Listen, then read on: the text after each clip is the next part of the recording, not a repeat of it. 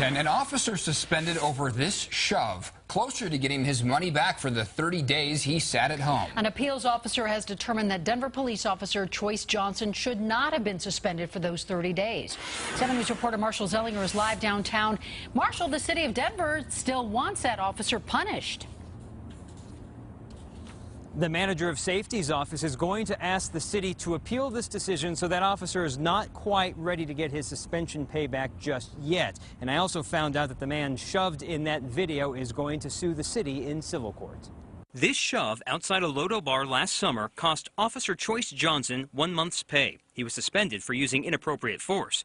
But in a 13-page ruling today, an appeals officer says he should be repaid. I just want him to accept what he did was inappropriate and move on from this. Brandon Schreiber is the one in the video getting shoved and later cuffed. This took place outside the One Up bar near Coors Field after Brandon was trying to keep his brother from going to detox. He was pulling my arm up, to the back of my head, and that's when I felt that tearing type of pain. Officer Johnson's suspension determined that the video did not match his claims that Schreiber was being defensive.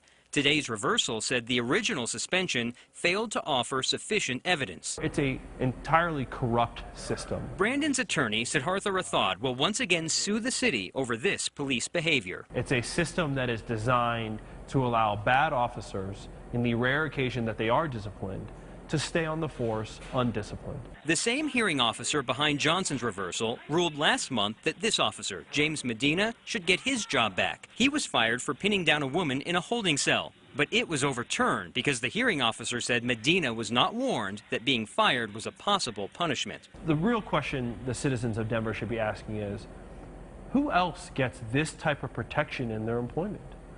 No one. One of the details in the findings of fact here is that if you watch that Halo video all by itself, which has no video, and if you don't know anything else, that the behavior seems unnecessary and unjustified, but it still comes to the conclusion that the suspension should be overturned. The next step in this back and forth process is that the appeal will go to the entire Civil Service Commission. They'll look at both the suspension and the reversal, then make up another decision. Reporting live in Denver, Marshall Zellinger, 7 News.